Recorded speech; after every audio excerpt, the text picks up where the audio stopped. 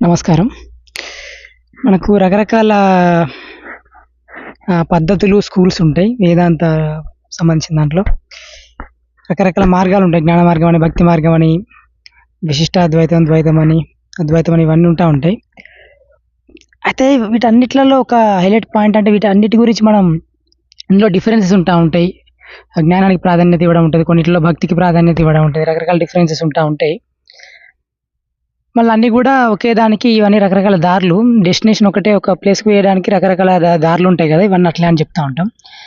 అది కరెక్టే. అయితే ఇందులో మనం అర్థం చేసుకోవాల్సిన పాయింట్ ఏంటంటే, ఇవన్నీ కూడా వీటన్నిట్లలో గూడా మాటలు గదా! ఇవన్నీ మాటలు, పదాలు అదే ఒకదాన్ని సూచిస్తానివి.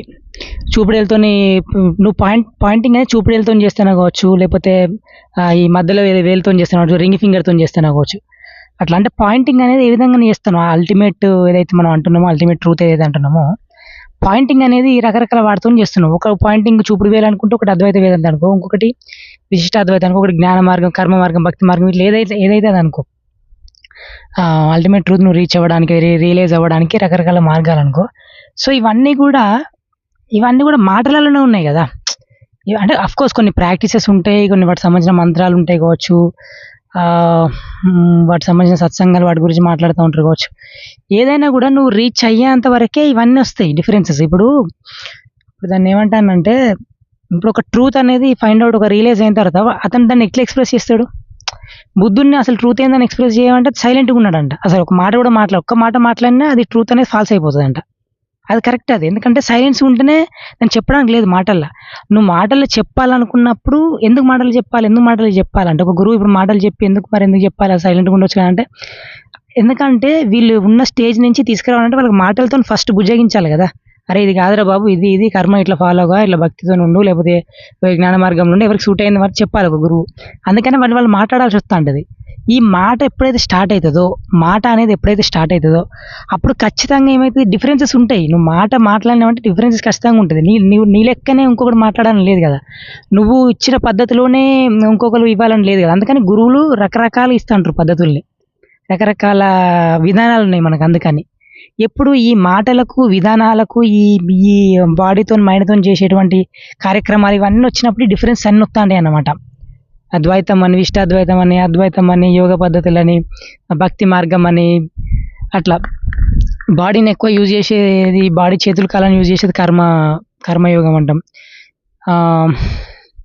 ఎమోషన్స్ హార్ట్ యూజ్ చేసేది భక్తి మార్గం అంటాం. ఇట్లా అంటే అన్నీ ఇప్పుడు సద్గురు ఏమంటాడంటే ఇవన్నీ గూడా కావాలి మనకు. ఇవన్నీ గూడా ఒకే దారిలో ఒకే హార్మనీతోని ఉన్నప్పుడే నీకు అది రీచ్ అవుతావు నువ్వు. ఇది ఒక్కటి మిస్ అయినా నువ్వు మళ్ళీ అది చేయాల్సి వస్తదని చెప్తాడనమాట. అందుకని అటు కర్మ చేపిస్తా ఉంటాడు, అటు భక్తి ప్రబోధిస్తా ఉంటాడు, అటు యోగాలు ఖచ్చితంగా చేయాల్సిందే, క్రియాలు ఖచ్చితంగా చేయాల్సిందే ఇవన్నీ ఉంటాయన్నమాట.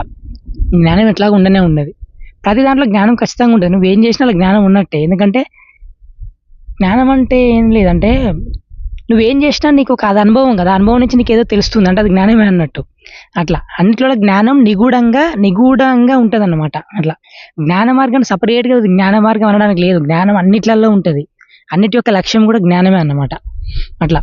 సో, అందుకని ఇక్కడ ఏమైతందంటే, మనం చేతలకొచ్చినప్పుడు, మాటలకొచ్చినప్పుడు ఇవన్నెందుకు చేతలకు, మాటలని ఎందుకంటానంటే బాడీ సంబంధించింది ఒకటుంటది. హార్ట్ సంబంధించింది ఒకటుంటది. మైండ్ సంబంధించింది ఒకటుంటది. ఇప్పుడేదైతే మనం రకరకాల పద్ధతులన్నామో కర్మ, భక్తి, యోగ పద్ధతులు, క్రియ, జ్ఞానం సంబంధించినయి, అండర్‌స్టాండింగ్, ఎంక్వైరీ ఇవన్నీ గూడా వీటన్నిట్లల్లో గూడా మనం ఇవన్నీ ఉన్నాయి. ఇప్పుడు నీకు ఎమోషన్స్ లేవా అంటే ఎమోషన్స్ లేకుంటే ఎట్లుంటది? ఉంటది. నీకు బాడీ లేదా అంటే ఫస్ట్ బాడీయే గదా ఉన్నది. మైండ్ లేదంటే మైండ్ నీకున్నది. హార్ట్ లేదా అంటే హార్ట్ ఉన్నది. మరి అవన్నీ ఉన్నప్పుడు ఇవన్నీ గూడా అవసరమే గదా! అట్లా. సో, ఈ మాటలల్లకి, చేతులల్లకొచ్చినప్పుడు నీకు బాడీ ఉంది, హార్ట్ ఉంది, మైండ్ ఉంది, ఎమోషన్స్ ఉన్నాయి. కాళ్ళు చేతులు అంటే చేయడానికి బాడీ ఇవన్నీ ఉన్నాయి గాబట్టి, బాడీ, మైండ్, ఎమోషన్స్ అంటే బాడీ, మైండ్, ఎమోషన్స్. అంటే మైండ్ పరంగా ఒకటి ఇంటెలెక్ట్, ఒకటి హార్ట్ అన్నమాట. అంటే ఎమోషన్ రిలేటెడ్ హార్ట్, ఒకటి ఇంటెలెక్ట్ అంటాం. ఆ ఇంటెలెక్ట్ దగ్గర నేను మైండ్ అని వాడతాను. బట్ యాక్చువల్‌గా మైండ్ దగ్గర హార్ట్, మైండ్ అని వాడాలి. లేకపోతే ఇంటెలెక్ట్ అండ్ ఎమోషన్ అని వాడాలి. సో, ఇంటెలెక్ట్, ఎమోషను అంటే బాడీ అంటే కాళ్ళు చేతులు లింబ్స్ పనిజేయడానికి. ఇంకొకటేంటి హ్మ్. హార్ట్, మైండ్ లేకపోతే ఎమోషన్స్, ఇంటెలెక్ట్, బాడీ ఇంకోటేదో మిస్ అయితంది. 4 ఉంటాయి గదా! బాడీ అంటే అదే కాళ్ళు చేతులు కర్మయోగం సంబంధించి. భక్తి అంటే హార్ట్ అంటున్నా. అంటే ఎంక్వైరీ ఇదేమో ఇంటెలెక్ట్ అంటున్నా. ఓకే. ఏదో ఒకటి. మొత్తం అయితే 4 ఉంటాయి. ఇంకోటి క్రియాయోగం అంటారులే. అంటే ఎనర్జీ మిస్ అయితుంది. ఎనర్జీతోని చేసేది ఇంటర్నల్ క్రియ. యూజింగ్ ఎనర్జీస్ అనమాట. క్రియాయోగం అంటాం కదా! అది. సో, ఇవన్నీ గూడా ఏమైతున్నాయి అంటే నీకు ఇవన్నీ ఉన్నాయి కాబట్టి ఇవన్నీ అవసరమైతున్నాయి ఇప్పుడు. ఇప్పుడు నువ్వు ఒకటే దాంట్లో ఉండి ఒకటే డామినేట్ చేసి ఆ ఒక్కటి మిగతా వాటిని లాక్కొస్తే ఏం గాదు. లేకపోతే మిగతావి కూడా నువ్వు చేయాల్సొస్తది. అంటే ఎట్లా అంటే ఇప్పుడు జ్ఞాన మార్గంలో ఉన్నోళ్ళు ఓన్లీ ఏదో అద్వైత వేదాంత ఇదనే ఓన్లీ ఉన్నోళ్ళు వాళ్ళు గార్డెనింగ్ వర్క్ చేయరా? వాళ్ళు సేవ చేసుకోరా? వాళ్ళు రామకృష్ణ ఆర్డర్ అయితే రామకృష్ణ వివేకానంద్ ఫోటో పెట్టుకొని అక్కడ దీపం పెట్టుకొని దానికి సంబంధించిన పాటలు కూడా పాడుకుంటా ఉంటారు. భక్తి పాటలు రామకృష్ణ సంబంధించినవి ఉంటా ఉంటాయి. అంటే అన్నిట్లలో అన్ని ఇన్వాల్వ్ అయ్యి ఉంటాయి, ఉండాలి కూడా. అన్నిట్లలో అన్ని ఇన్వాల్వ్ అయ్యి ఉంటే ఉండాలి కూడా. ఎందుకంటే నీకు ఓన్లీ మైండే ఉండి హార్ట్ బాడీ లేకుండా లేవు కదా. బాడీ ఉన్నది కదా. అట్లా ఓన్లీ హార్టే ఉండి మిగతా లేకుండా లేవు కదా. మిగతా ఉన్నాయి కదా. అంటే 4 ఉన్నాయి నీకు. అట్లా బాడీ, మైండ్, హార్ట్ ఇవన్నీ ఉన్నాయి. ఇంటెలెక్ట్ అంటే ఇంకోటి ఎనర్జీస్ అనమాట. ఎనర్జీస్ ఉన్నాయి కదా. అట్లా. So, body, mind, heart, energies ఇవన్నీ ఉన్నాయి కాబట్టి ఇవన్నీ అవసరమైతాయి. సో, ఇవన్నీ ఉన్నాయి కాబట్టి మనం ఈ లెవెల్‌లో మాట్లాడినప్పుడు, ఈ మాటలొచ్చినప్పుడు, పద్ధతులొచ్చినప్పుడు ఇవన్నీ అవసరం పడతా ఉంటాయి. కానీ, కానీ ఏదైతే ఇప్పుడు మన అల్టిమేట్ కాన్షియస్‌నెస్ ఏదైతే గాడ్ కాన్షియస్‌నెస్, ట్రూత్ ఏదైతే అంటానమో, ఆ పాయింట్ ఆఫ్ వ్యూ నుంచి అక్కడ మాటలు లేవు గదా! అది beyond body, beyond mind, beyond heart, next energies, high level energies, beyond energy అన్నా గూడా కాన్షియస్‌నెస్, హైయర్ కాన్షియస్‌నెస్, ట్రూత్ అన్నప్పుడు అక్కడ నీకేమైందని చూడండి. ఆ పాయింట్ ఆఫ్ వ్యూ నుంచి ఇవన్నీ ఉండయిక. ఆ పాయింట్ ఆఫ్ వ్యూ నుంచి దాన్ని నువ్వు అద్వైతం అనడానికి గూడా లేదు గదా! అద్వైతం అనేది గూడా ఒక పేరే గదా! మన అండర్‌స్టాండింగ్ కోసం నాన్ డ్యూయల్ 2 లేనిది ఒకటే అని మనం అనుకుంటున్నాం కరెక్టే. అది బెస్ట్ ఎక్స్‌ప్రెషన్ గావచ్చు. దానికి దగ్గరగా ఉన్న ఎక్స్‌ప్రెషన్ గావచ్చు. మనం ఏదైతే అల్టిమేట్ ట్రూత్ అదొక్కటే అంటున్నామో, దానికి బెస్ట్ ఎక్స్‌ప్రెషను మాటల్లో చెప్పాలంటే అద్వైత, నాన్ డ్యూయల్ అని చెప్తాం గావచ్చు. బట్ అది గూడా మాటనే గదా!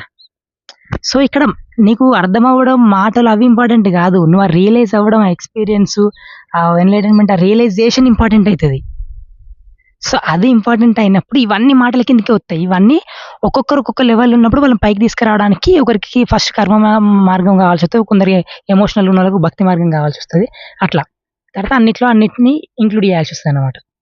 అంతే. సో, అది that is what Isha Yoga is doing. That is what Sadhguru is also doing. Sadhguru చేసేది కూడా అదే. ఎందుకంటే మీరు ఇవన్నీ అర్థమైన తర్వాత ఇవన్నీ విన్న తర్వాత సద్గురు చెప్పేది వింటే అరే! అసలు ఇది హైలైట్ కదా అనిపిస్తది. అంటే ఆయనేమంటాడంటే మీకు ఇప్పుడు ఏవైతే మీరు చేసే పనులు ఏదైతే వాలంటీరింగ్ మీ బాడీని ఉపయోగించి కాళ్ళు చేతులు ఉపయోగించి చేసే సర్వీస్ ఏదైతే ఉన్నదో, అదేవిధంగా మనకు భక్తి కూడా ఉండాలని ఏదైతే చెప్తుండు. Devotion is the sweetest thing you can have. Best deal with the God, best deal with the universe ఎవరికి ఉందంటే డివోటీకి ఉన్నది అని చెప్పడం. ఈ పని చేపియడం, మన గార్డెనింగ్ వర్క్ అన్ని రకరకాల వాలంటీరింగ్ యాక్టివిటీస్ చేపియడం గాని, అంటే అటు బాడీని ఉపయోగించాలి, అటు మన ఎమోషన్‌ని ఉపయోగించాలి. ఇంటెలెక్ట్ ఎట్లో మనం నాలెడ్జ్ అది ఎట్లాగో ఉంటది. అది అన్నిట్లలో ఖచ్చితంగా ఉంటది. వీడియోస్ చూస్తా ఉంటే మనకు అన్నిటి పరంగా నాలెడ్జ్, అన్నిటి పరంగా తెలుస్తా ఉంటది. ఎంక్వైరీ ఉంటా ఉంటది. సో, ఇవన్నీ ఉంటాయన్నమాట. అంటే అన్నీ కూడా మీరు రైట్ ప్రపోర్షన్‌లో మిక్స్ చేస్తేనే మీకు ఆ హార్మనీ కలిగి మీరు అది రీచ్ అయితారని చెప్తారు సద్గురు. అట్లా. సో, అన్నీ విని అంటే సద్గురు అంటే ఇంకా మిగతా గురువులు కూడా అట్నే ఉంటారన్నమాట. అన్నీ మిక్స్ చేసి అంటే డిసైపుల్‌కి ఏదైతే సూటబుల్ అయితదో అది వానికి ఏదైతే ఎక్కడన్నా తక్కువైతుంది అనుకున్నాడనుకో, శారీరకంగా వాడు ఎక్కువ శ్రమ చేత్తలేడు, అది మిస్ అయితది అనుకున్నాడనుకో, అప్పుడు శ్రమిస్తాడు ఎక్కువ. అట్లా తన్నుదని నువ్వు అది చేయకు అంటాడు. తన్నుదని నువ్వు తీసుకురాబడు. ఈగోని హర్ట్ చేస్తా ఉంటాడు. అందుకే మనకు మిలేరప్ప స్టోరీ ఇలాంటివి కొన్ని ఉంటాయన్నమాట. గురువులు వాళ్ళ ఈగోను బాగా దెబ్బ కొడతా ఉంటాడన్నమాట. ఈగోను కరిగించే ప్రయత్నంలో అది. సో, ఇవన్నీ ఉంటాయి. యాహ్!